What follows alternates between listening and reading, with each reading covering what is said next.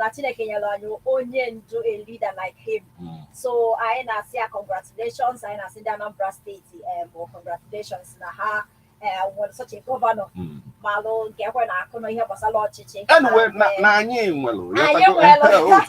on a very good day. So all the go the thing is a lot of people via the celebration, even the Bishop of the Catholic Diocese of Nnewi, Most Reverend Jonas Benson Okoye, and the Bishop of the Catholic Diocese of Awka, Most Reverend Paulinus Ezoka for hand chapter. This is to show you that a lot of Anambra people are happy with the governor, like the government of Professor Chukwumas Charles Soludo in Anambra State. If not for anything, at least for the free education. You have to go and we go in the community mobilization and higher education school. Governor the free education. Can I here? You have to go and get ban no mark ka a na-aga mgbe a na-agụ akwụkwọ na ụmụ ide Itali a ga-apịa and even no a ga-akpọrọ akpọrọ on a very good day ka parents bịa jizi akapa wee kpọrọ ka i wee kọwaa ihe mmelụ na nwa gị ji agagharị ebe gọvanọ nyere free education a lot of things yotago gọvanọ mego over time ka ọ na-ekwukwu ihe niile a ọ gosisikwa ka ife ga-esi dị on a very good day ọ kọwa na gọvanọ ọbụla bịalụnụ na flood gị with offers for borrowing money and so on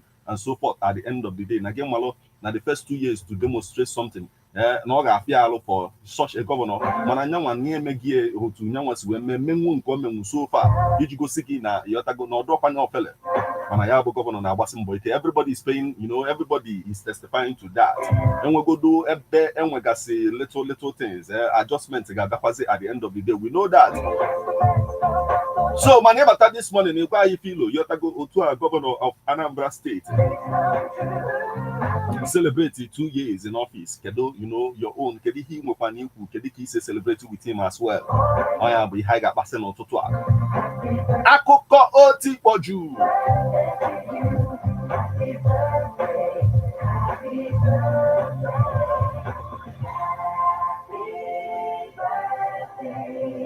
Ọkwa na Naija.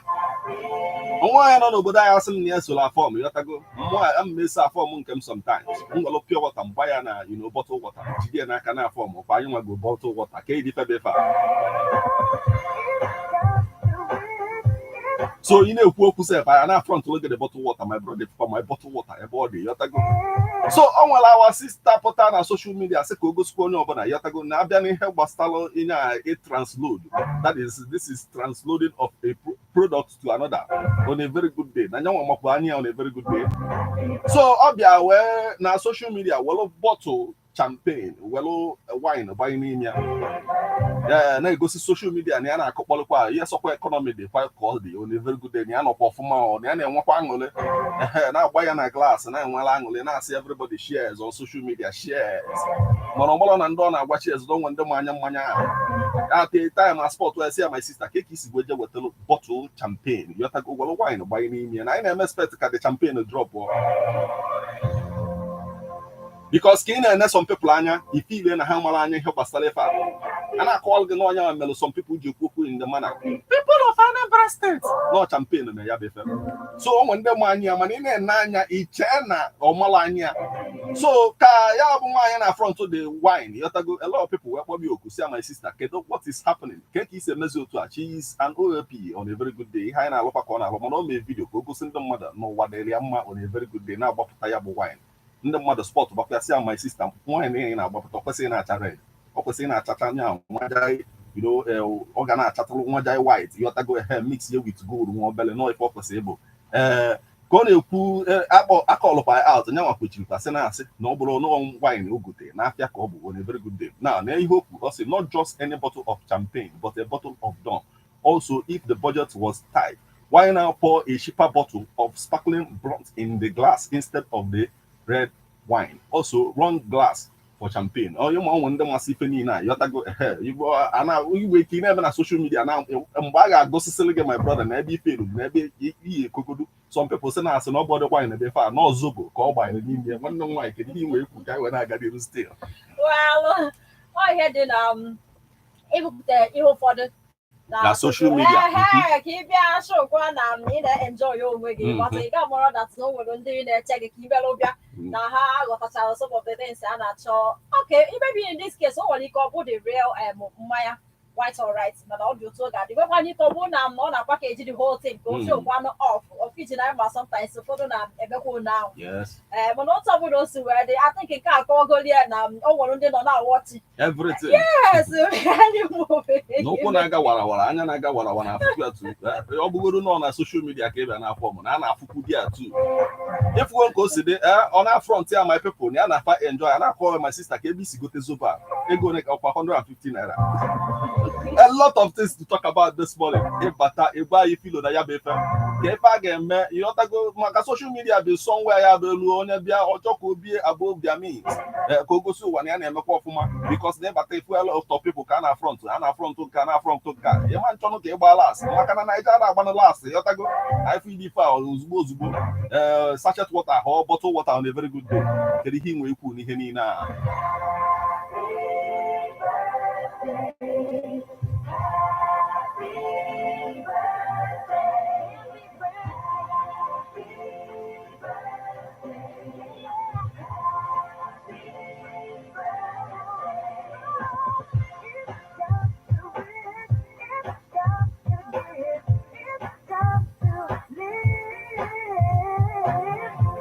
Yes, akụkọ ọzọ anyị ji mabata n'ụtụtụ a wee bụrụ akụkọ onye agbawala obi na ihe agbala onye ubi onye adịrọ mma bitin wee wutie oje na-apịa sisi biko si nyegodi ya bleach enye ya bleach eche na akwa ka ọ na-eje so welu ditin na asị poor girl ya agbawala obi ọ na-ana n'ụlọ ka o je sụọ akwa ya nke ma na anọda ga ya ga-afụ ya mana amalọde na ife ọ na-emewu n'olu n'ụlọ kịta ka o mix ya bụ ife nwa mana some people nọ na-epe ekwu attention ọkwa Naija anyị nwere people ndị na-epe attention ka ọ na-agba na aka eme yotago ka e wezụọ ya ndụ ma ịgba ya crude n'ọnụ and all of that a lot of things emebezi ka azọpụtagodi ya ndụ wee buli ejebe ụlọ ọgwụ at the end of the day nekwa ka ihe asị at approximately 8:30 p.m. last night we received a distress call a young lady who had ingested bleach in an attempt to end her life due to her boyfriend's decision to end their relationship. No, yeah, be your Jewish or Yotagoko end the entire thing. But this guy decided not to end the matter, and then end the entire matter. And he's young, we are good.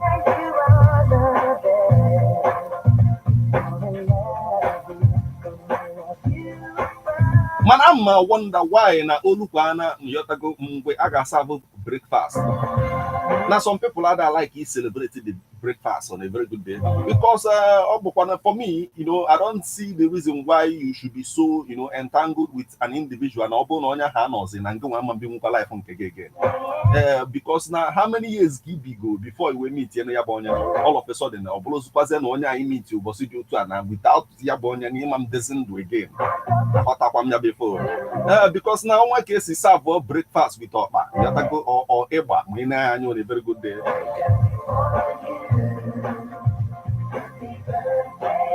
No, okal get money ji nwa wetazie if it make sense ọ bụrụ ofu soft drink idebe n'enya wee na-aṅụ ya bụ breakfast na-enwela aṅụle laugh at yourself at sometimes at some point on a very good day that even when people laugh at you they will look reasonable because na-emugo dị amụ on a very good day ha ga-akpakwa emu amụ emugo.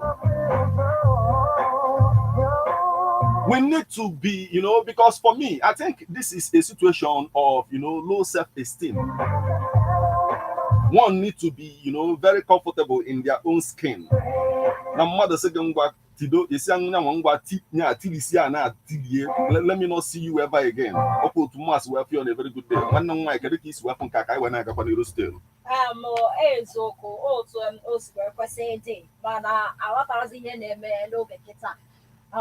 because now he break it up the relationship or boyfriend girlfriend I mean all the people before but I think I can say boring again man always I know you now only which I can see where don't there in case of this lady at least I can after I know and when they save one life I hope now all God didn't do because now case where our Africa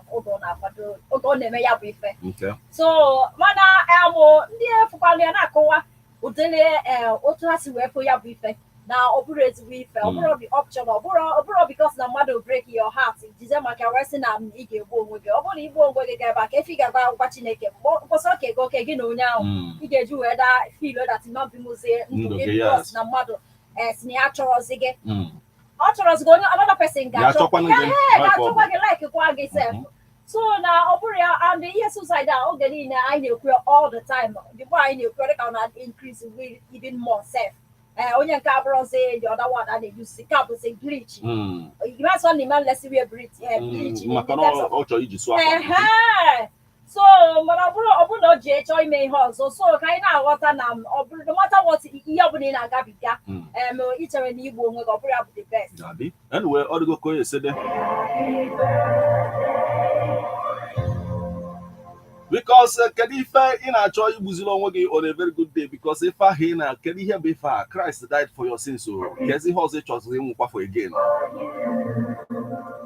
That's a form reason. I forgot Panomonia Bonia, then the Jim Makia will have his opposite and Obolonia. I guess I can get see within the man. Was the opportunity to do more, opportunity beer and not anybody else. And that's how we should live our life. We should depend on the Most High, King of Kings and Lord of Lords, rather than keeping our trust or putting our trust in human. Oko to Mars feel a very good day. Yeah, but as no toto, I why feel on in a crucial on food right about it for.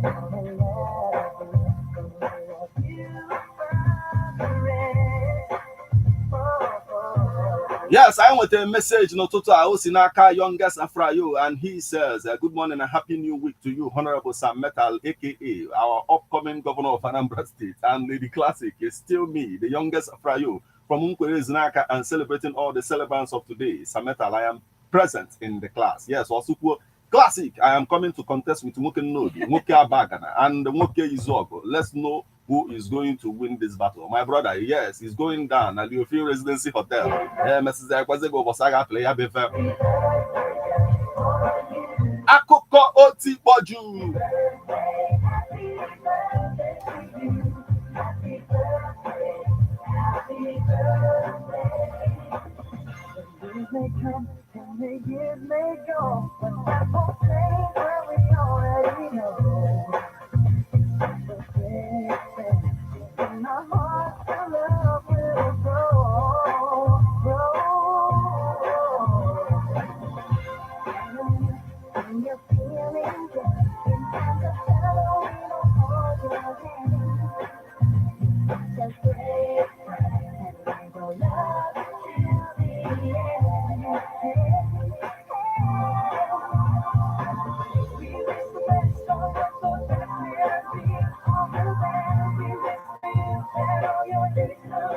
Yes, akụkọ ọzọ anyị ji wee mabata n'ụtụtụ a wee bụrụ akụkọ gbasatalo the Nollywood actor Amechi Muonago and Okanokwana his sick bed, but honor acknowledge good Nigerians the ones who are supporting him. The fact that on to go a lot of message about honor, a lot of people praying for him. Manokana is seeking for help because now his situation gets worse by the day. So Neka Yabu Pesime, the Nollywood veteran actor Amechi Muonago, known for his remarkable contributions to the Nigerian film industry, is currently battling illness and is reaching out to the public for assistance in covering his medical expense. At 61-year-old, Muonago has been a prominent figure in Nollywood for decades, having starred in numerous critical acclaimed movies and TV series. However, the actor's health has recently taken a turn for the worse, prompting the need for urgent medical intervention. Muonago, who has always been cherished by his fans for his memorable performance, is now in need of their support during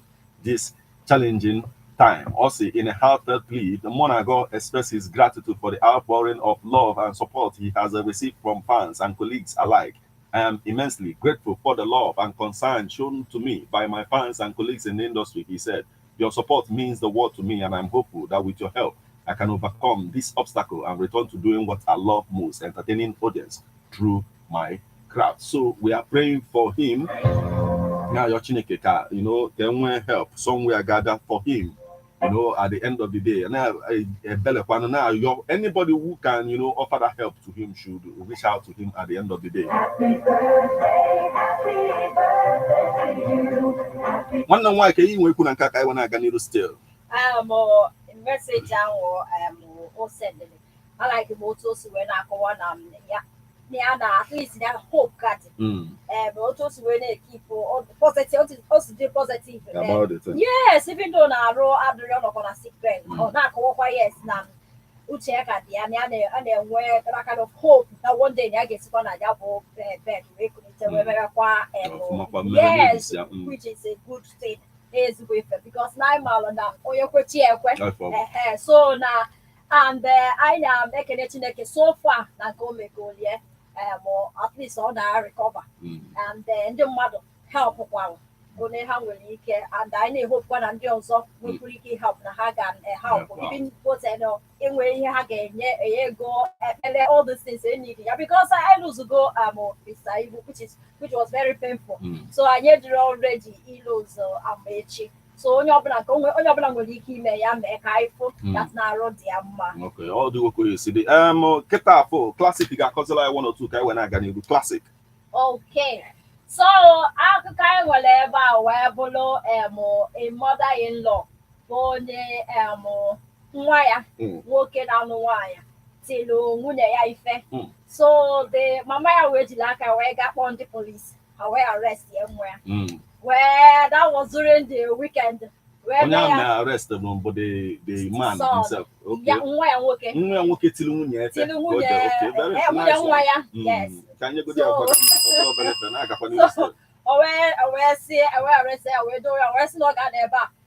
During weekend during the weekend this week that's now so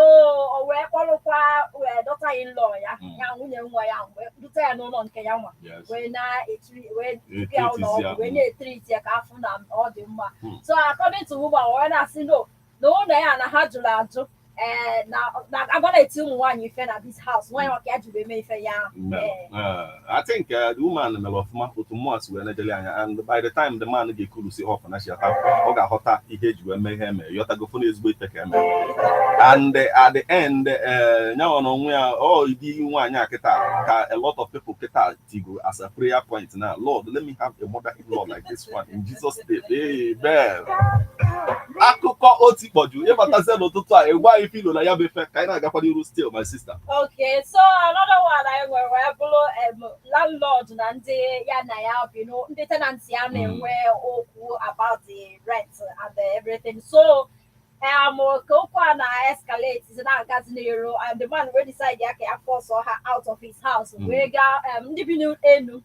So step a ga-eji wee na ligo ebe ha bi n'elu ahụ landlord aga mebisi the step wasi okay ngwanu step unu ga-eji wee na banu na adịrọ sị ka amasị aka unu ga-esi wee na aga ịdị na apapa na ụlọ ebe ha so iwe na ajụzi ha ebe ọ bụ na nke na ha na-enwe issue onye nwe ka ga-eji wee mebiwezi the step which is your own property you know but in this case now can you feature because the ọnọdụ ka nwoke ya bụ all the time ụmụ ya bata na ha na-eheti cartoon na ọpụta ọsịpa agwago ụmụ na ọ na-etizi na cartoon anọ na all of a sudden the man batazi one day ụmụ ya chee na ka etie fifa ha ka na-enenekwa ya bụ cartoon the man ejeburu TV ya kwa na gbughị ọ ihe o mere for a very good day see this serves you right you won't watch cartoon again ọkwa ifu gị otu a ka o si wee dị ya na-agwa fafa aligozi na decide as no imebizi ụlọ gị ga-aka mma ngwa continue ka ị na-eme ya befe I feel like mụ ọ bụ na m bụ tenant ya m ga-asị ọga ego ne ka ga-akwụ ka m si oti gị side a very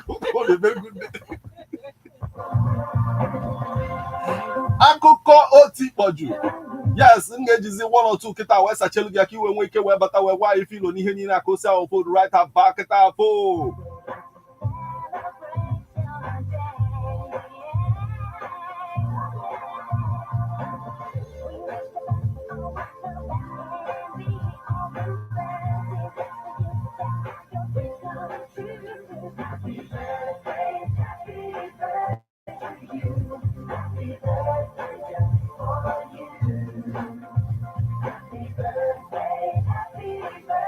yes akụkọ m ga-eji wee mechiri gị n'ụtụtụ aka iwe nwee ike batagwa ife ilo n'ihe niile a wee bụrụ na o nwere nwaanyị enwefere na Kaduna the Kaduna State Police Command bụ ihe enwefere ya bụ nwaanyị o wee bụrụ na wee na-achọpụta ọ dị ka ya bụ nwaanyị ọ chọrọ iwelu ndụ die No chokudu number the man.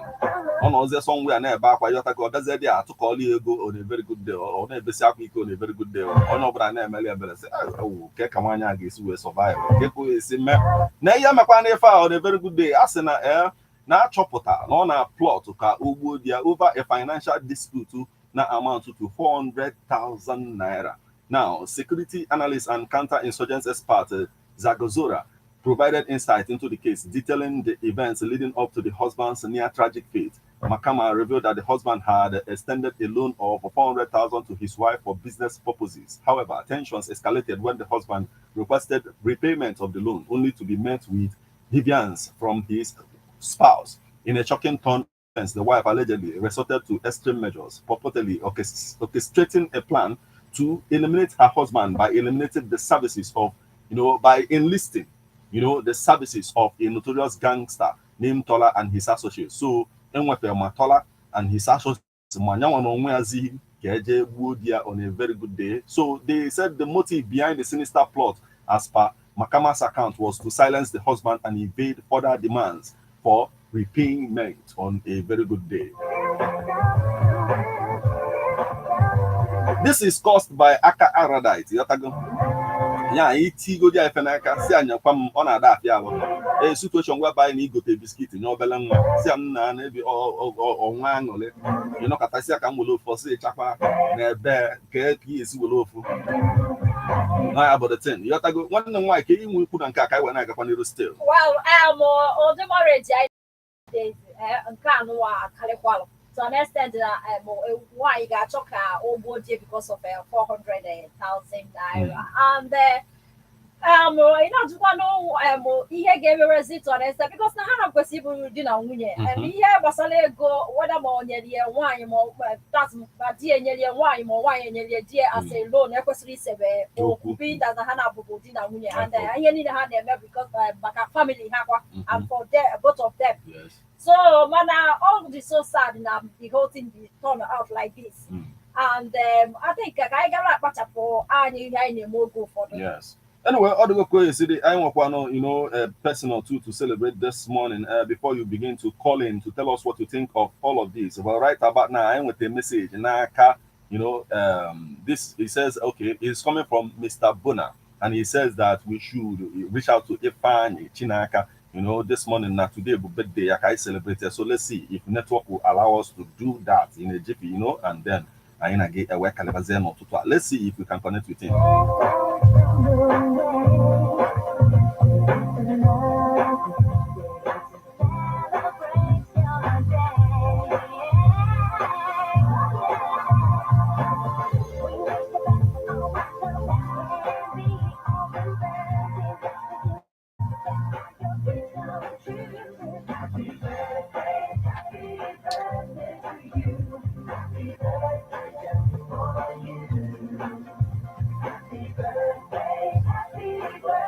Hello. Yes, good morning, my brother. Yes, I want information now today about your birthday. Okay, so Kedoka Ebeli when he today, Keki say celebrate to my brother.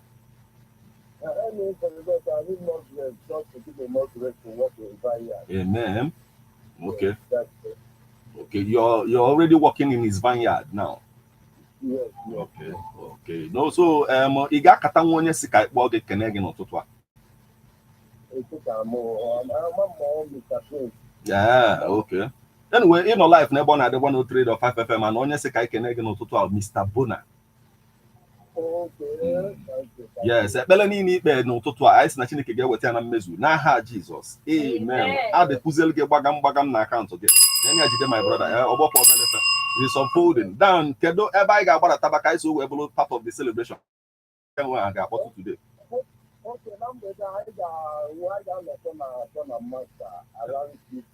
Mgbara nwa dị na-emesizi asị malife eme ka agbagotekwu na Leofin residency ka anyị so kwuzie gị wee kụkpọrọ ya my brother. Oh, daalụ. Thank you so much. Have a blast today, okay? Yes, okay. Have fun. Yes, ọ dịgo ka o si adị akụkọ Otipoju. olugo mgbe ị ga-abata ka anyị na gị karịsịa n'ụtụtụ a ihe niile anyị na-akpa maka ya kedu ife inwe ikwu n'ihe niile a ka o si ahụ food right about now lote na ịgwa gị maka gọvanọ Chukwuma Soludo ọ na-akọwa na for 2 years now na ya na-abaghị yotago salary as a governor a lot of things ọ na-eme to make sure that na Anambra the Malaysia from you this morning kedu ihe inwe ikwu 07034459334 07045592210. Let's hear from you right about now. Hello. Hello. Yes, my brother. Take him and Ototo. You know, go off man. Go there today. Long day, but first, welcome. Welcome, my brother. Good morning.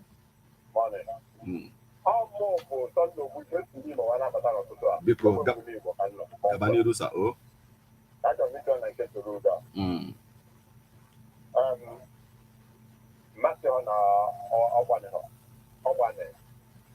All the other kind of man, and the one at the other side. It's one outside the Nanya. Always there for I don't know those what they go. Oh, no block to side young. I don't say when tomorrow I see on there what they want. Oh, no block for their square Liana area for 2 years. The man, my brother, all the one easy.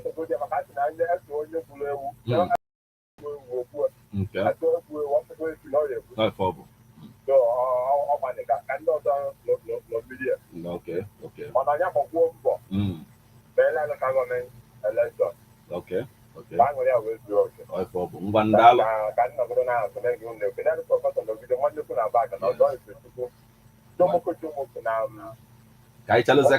Oh, thank you so much for joining us this morning. We got a message that said, "Good morning, classic and metal. I'm wishing all the celebrants and my brother Obinna Oba a happy birthday, long life and good health. More bagam in our accounts." Esther from Ifedunu. I know the bagam did my sister. It's unfolding. Let's hear from you. Right about it. Hello. Hey, Negolia Jide. Oga in future. Ogo in future. Ukogo in future. Welcome. Welcome, sir. Yes, sir. My wife, I forget about that. You're going to use the Pusiaga.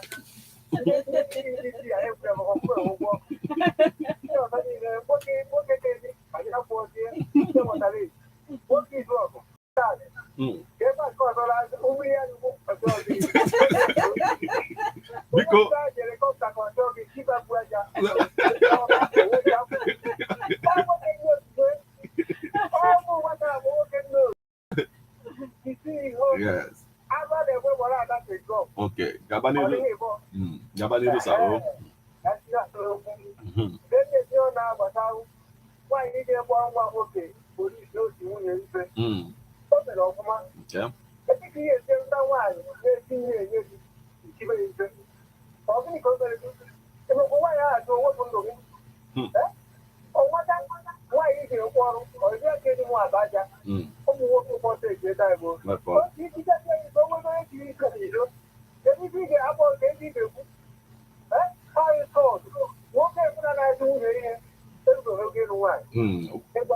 Banyola radio gi okay when I gakwa niru sir. Okay.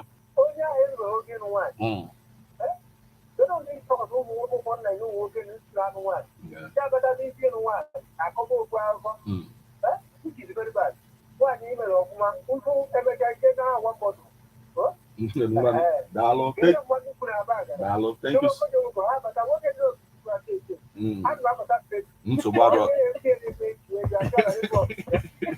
Dalo, thank you so much for joining us this morning. Let's hear from you. Hello. Hello. Yes, good morning, sir. Good morning. I had to come out. No.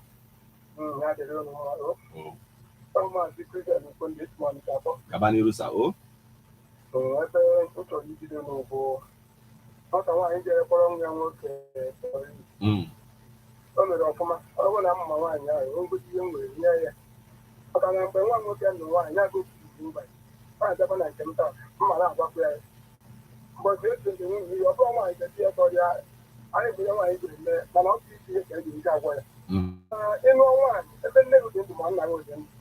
our dear TV here with a full and I will be getting home. It doesn't matter who you have not got your brother, you kill your one month. Every young I see them. John, thank you, Lupa. Mother got a much same one. The woman bakery. You depend on I am, but why is it much about this? I kiss it. All the other man is doing line. You come when you get that. I'm fair land. That I need you. Okay, but I did your for 1 year. One for then I don't care to do. Just to do yes, and you go now. So, we'll go to the man. Mamma, now, or put a yet, but then the food now. So, when you're or if you put in movie, I say I'm a rabbi, not you, or this you. But it's not the book that I never did this. You go on it to group. Okay. I'm going to die. I didn't put every of Napa, but I don't know. That's what I'm talking about.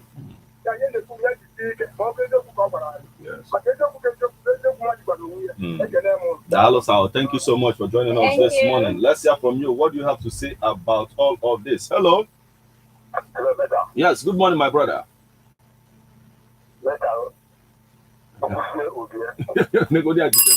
Welcome, sir. No, eh? Apa kena bisa buy oh? Good morning.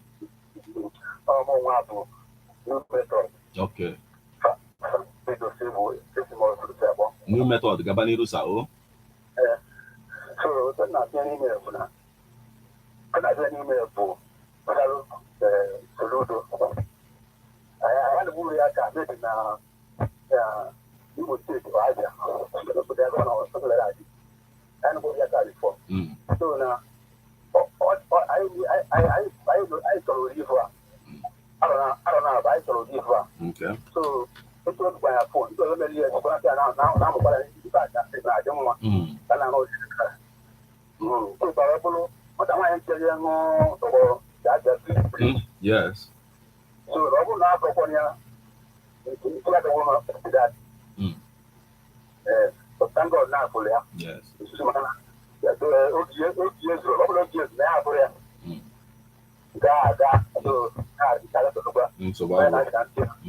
Thank you so much. Dalo, thank you so much for joining us this morning. Let's hear from you what you have to say about all of this. 070-3445-9334. 070-4559-2210. Let's hear from you now. Hello. Hello, Mr. Lancaster. Yes, good morning, my brother. Good morning. Good morning. No. I'm not going to go. It's the most fun to see what. I'm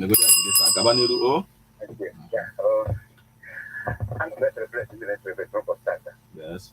Especially our governor, and Mr. President, man, move with the giant system. And I can no more, I can elevate no more expecting how to look at it. Come on, my people go to the boom of the town of the teacher. Yes. That's what I'm not saying to see. Yes, I can call me like Yana. Yes. Yeah, I'm a little cool for the Banyan more Bleach. like in your work at the atmosphere. I get the Kulanka for Opocon the Mata Mayana for relationship. Yeah, for Finland. But Oppo that I want to wear one that yet I don't much money to buy it break now. Oppo that I want to wear like if you go where power. Okay, they carry a man on my one away. Among the Opono, now for find that you need to song the female to a career gang. So I expected that tonight. Now for you. Now, after the no get, we are not we had a book near one dog come on, and they can make it paper. Yes. But I never have a good Kuzilu and over starter. Thank you so much for joining us this morning. Let's hear from you right about now. Hello. Hello. Yes. Welcome back, sir. My Peter on this one is up. Gabaniru, sir.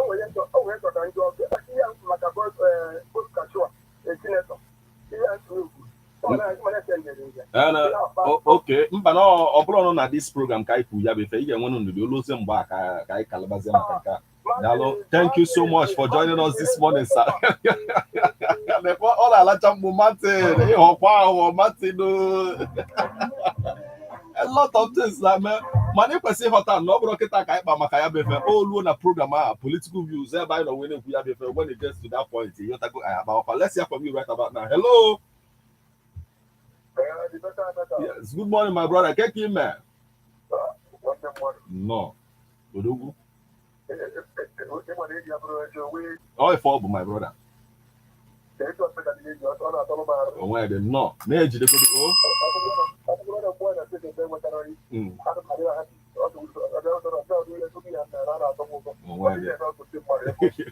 So my brother, what has that forgiven this about Gabani? No, Gabani Rusa.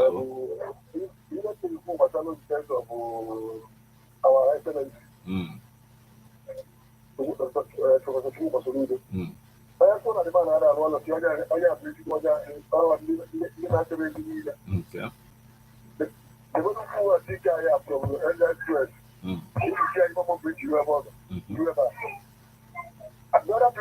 Yes.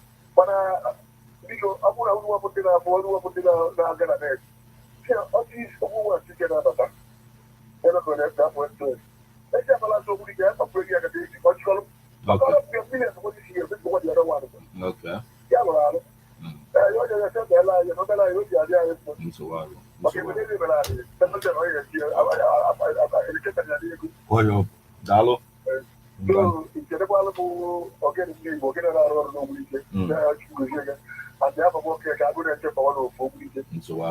Dalo kaina batakwanda ozo. So my brother, I anabata zendozo. Mesikwazi akai wena kale. Thank you so much, my brother. Dalo. Oh yes, let's hear from you right about now. Kedi inwe ku ni ni na. Hello. Hey, nekodi ajidekodi nda woski. No. Good morning. My brother, all the kind ana does gap ebe no. Hot as kwa me fene meno. Yotago all the kind of boss looking at touching gum.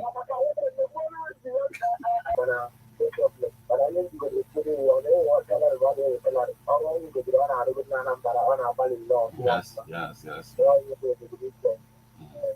Dalo, my brother, thank you so much for joining us this morning.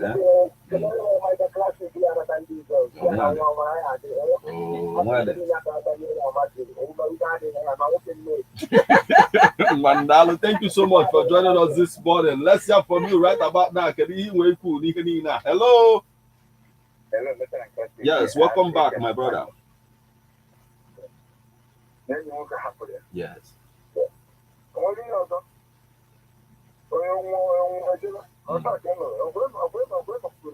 Yes.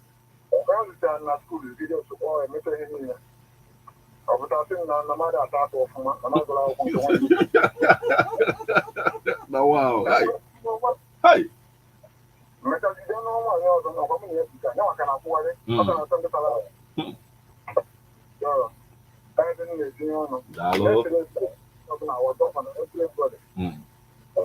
Yes. Dalo.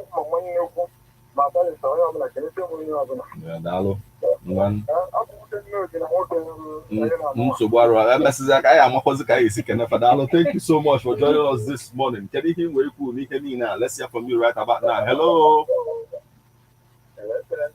Yeah, Prophet the senior. No.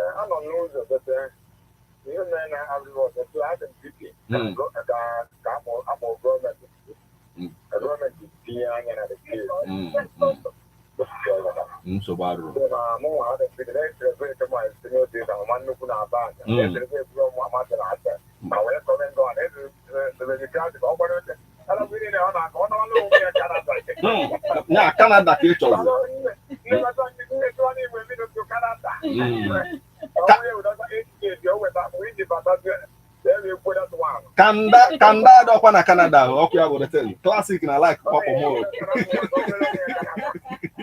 Dalo, my brother, thank you so much for joining us this morning. Let's hear from you. What do you have to say about all of this? Hello. Hello, sir. Yes. Welcome back, my sister. No. Because they feel like that living alone. Yes. Onwube, Manazo Talia at the time. Onwuba, Thank God. Thank God. So, okay. But I'm not aware that one is very big. Because I go, you know, I don't know if it's yes. I thought.